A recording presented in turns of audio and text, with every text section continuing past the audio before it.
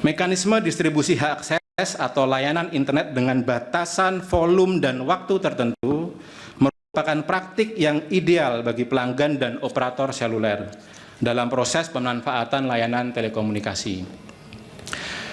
Pada awal pengenalan internet seluler, layanan akses internet diberikan dengan skema Pay as you use atau PAYU, yaitu biaya dihitung berdasarkan penggunaan aktual pelanggan. Seiring perkembangan jaringan dan pengalaman multimedia, skema PAYU dinilai tidak memberikan kontrol yang memadai, baik bagi pelanggan dalam memperkirakan penggunaan maupun bagi operator dalam mengelola kapasitas jaringan yang terbatas dan harus dimanfaatkan secara adil. Oleh karena itu, dengan mempertimbangkan kebutuhan masyarakat dan keterbatasan kapasitas jaringan, mekanisme layanan internet dengan batasan volume dan waktu tertentu dipandang sebagai praktik yang paling ideal. Mekanisme tersebut diterapkan oleh operator seluler sesuai dengan regulasi pemerintah Republik Indonesia, khususnya Peraturan Menteri Komunikasi dan Informatika Nomor 5 Tahun 2021 tentang penyelenggaraan telekomunikasi. Dalam praktiknya, layanan tersebut dikenal di masyarakat sebagai paket atau kuota internet yang digunakan untuk memudahkan pemahaman pelanggan terhadap layanan yang disediakan operator seluler. Namun demikian, yang sebenarnya diberikan kepada pelanggan adalah jasa berupa hak akses terhadap kapasitas jaringan untuk volume dan periode tertentu. Dengan demikian, terminologi paket atau kuota hangus maupun penghapusan kuota secara sepihak menurut hemat kami tidak tepat. Karena yang terjadi adalah berakhirnya hubungan jasa layanan internet sesuai volume dan jangka waktu yang telah dipilih oleh pelanggan. Secara teknis, sisa volume atas hak akses terhadap jaringan telekomunikasi yang tidak digunakan oleh pelanggan juga tidak memungkinkan untuk disimpan, dialihkan, dan dikumpulkan sehingga tidak mungkin digunakan atau diperjualbelikan kembali oleh operator seluler. Dengan demikian, operator seluler tidak memperoleh keuntungan tambahan dari sisa volume atau data yang tidak digunakan oleh pelanggan dalam jangka waktu tertentu yang telah dipilih oleh pelanggan.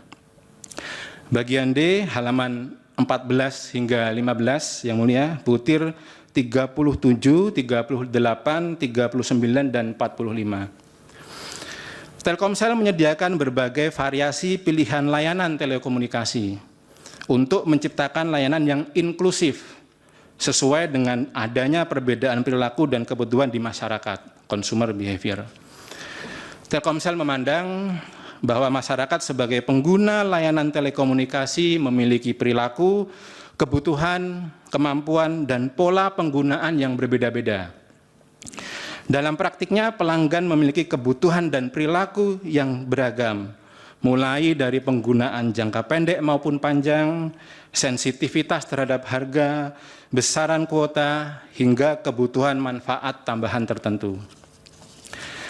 Atas dasar perbedaan tersebut, Telkomsel menghadirkan berbagai pilihan layanan agar pelanggan dapat memilih layanan yang paling sesuai dengan kebutuhannya masing-masing.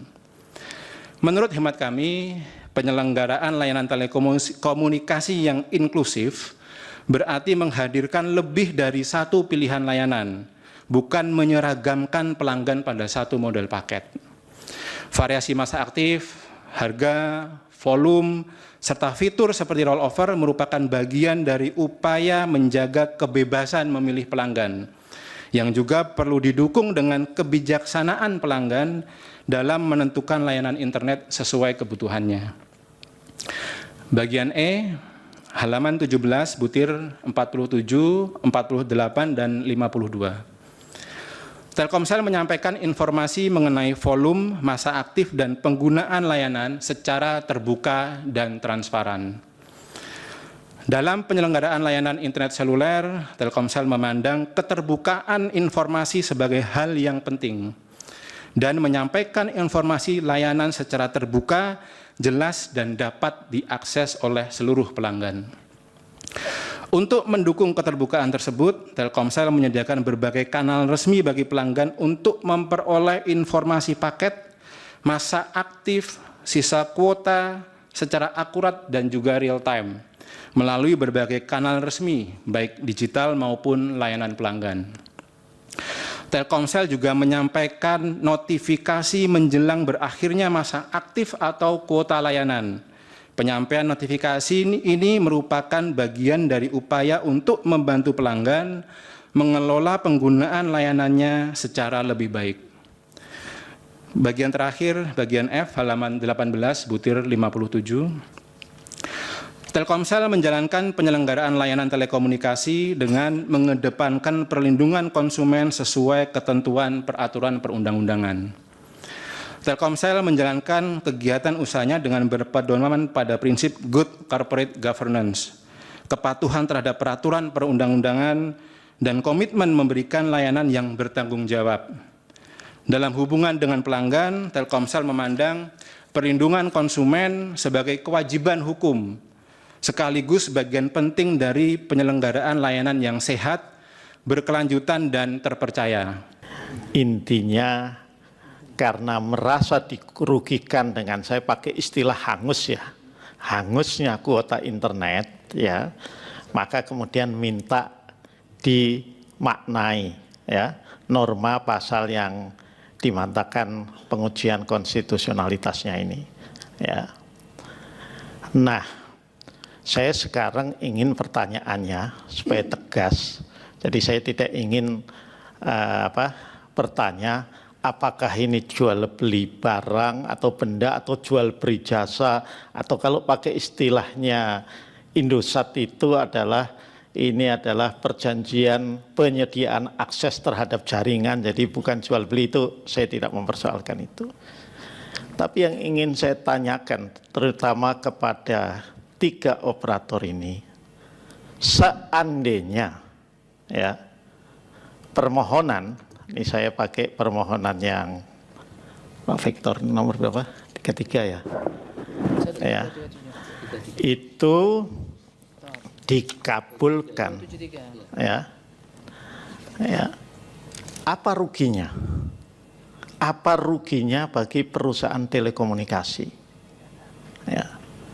Kenapa saya tanya apa ruginya? Karena dari pencermatan saya tadi disebut oleh beberapa operator ada varian produk ya, dan itu kemudian varian produk itu memungkinkan terjadinya akumulasi kuota, tidak hilang, memang tidak ada yang kemudian refund, itu nggak ada ya, tapi akumulasi kuota itu ada. Saya kasih contoh nih, mudah-mudahan saya nggak salah, kalau salah ya silahkan dikoreksi. Telkomsel misalnya punya produk simpati terbaik untukmu ya, ini seluruh paket bulanan simpati ini yang saya pahami terbaik untukmu ini mulai dari 3 GB, 8 GB, 13 GB dengan masa aktif 30 hari dan memiliki fitur akumulasi kuota yang memungkinkan pelanggan menggunakan sisa kuota utama di bulan berikutnya. Ini kalau dalam catatan saya dari websitenya Telkomsel yang baru saya buka, ini mulai tanggal 26 Mei 2025 ya. Jadi artinya ketika kemudian ada varian produk semacam ini kan artinya ada peluang untuk akumulasi. Yang kedua, XL nih. Ada produk bebas puas, paket bebas puas, kuota dan masa aktif akan terus diakumulasi. Sisa kuota jika ada akan diakumulasikan bila dilakukan perpanjangan paket varian apapun, namun sisa kuota akan terhapus bila paket terhenti karena tidak memperpanjang paket bebas puas. Ada di situ, ya, akumulasi kuota. Indosat ada pak produk Freedom Combo dan Freedom U, ya. Freedom Combo berlaku untuk pengguna prabayar dan pasca bayar Indosat Orido. Terdapat layanan data rollover yang memungkinkan pelanggan menggunakan sisa kuota Freedom Combo di bulan berikutnya hingga 6 bulan selama dilakukan perpanjangan paket. Freedom U, sisa kuota pada paket Freedom U akan diakumulasikan apabila pelanggan mengaktifkan paket yang nilainya sama dengan nilai paket sebelumnya. Di luar 3, saya lihat Axis juga punya produk yang bernama Bronet Rollover.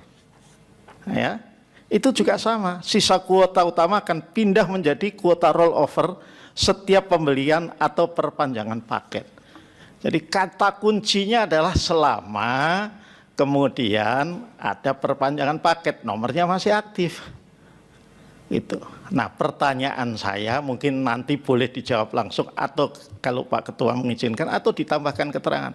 Apa ruginya seandainya ya ada pemaknaan ataupun tidak bukan pemaknaan pada pasalnya, karena mungkin dianggap ini kan nanti akan dimusyawarahkan oleh hakim. Tapi prinsip bahwa sisa kuota data yang telah katakanlah diikat, ya, saya nggak mau pakai kata dibeli karena katanya bukan perjanjian jual beli, yang telah dibayar lah, ya, tetap berlaku dan dapat digunakan selama kartunya masih dalam masa aktif. Apa ruginya bagi perusahaan operator Telkom ini? Tadi yang Mulia Prof. Saldi menunjukkan kartu itu kan kartu perdana, kartu perdana yang mungkin muncul kemudian adanya semacam ya klausul perjanjian yang sederhana itu.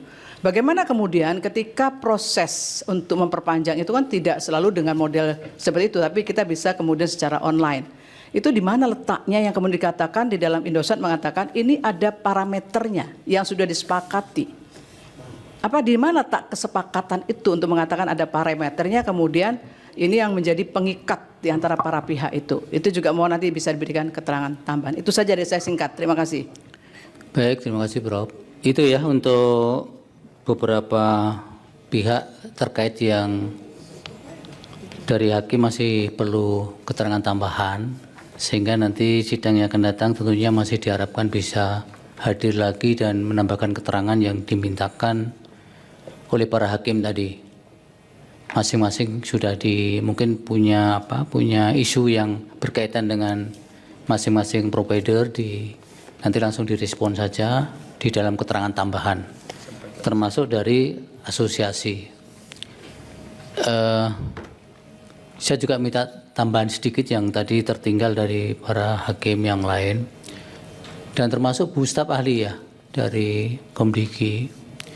Mohon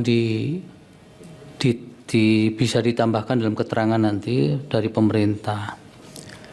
Sebenarnya rujukan regulasi ini sebenarnya dari mana? Apakah secara sektoral, artinya secara domestik itu negara masing-masing bisa mengatur soal regulasi ini, bahwa ini praktek yang dilakukan bukan jual beli barang, bukan termasuk dalam klaster buku 2 KUH Perdata, tapi ini adalah jual beli hak akses dan kemudian premnya adalah kontraktual, perjanjian kontrak. Ini benchmarknya dari mana? Apakah kita pernah meratifikasi perjanjian internasional, kalau itu sifatnya internasional, atau kalau domestik siapa yang menentukan ini, Bu? Saya tadi buka undang-undang telekomunikasi, ini memang peraturan pemerintah bisa mengatur tarif. Tapi kalau kemudian dikaitkan dengan bahwa sistem yang berlaku adalah ini hak akses, kemudian preminya adalah kontraktual, tidak membeli lepas, yang dibeli juga bukan barang, sehingga tidak bisa kemudian merefer buku 2 KUH Perdata. Ini rejim dari mana diperoleh ini? Tolong nanti kalau ini ada rujukannya, benchmark internasional, sampaikan Pak. Atau mungkin tadi sudah ada tapi tidak sempat disampaikan, jadi bacakan. Supaya kita tidak membeli kucing dalam karung istilahnya kan, supaya ini memang clear. Bahwa ini tidak hanya berlaku di Indonesia misalnya kan.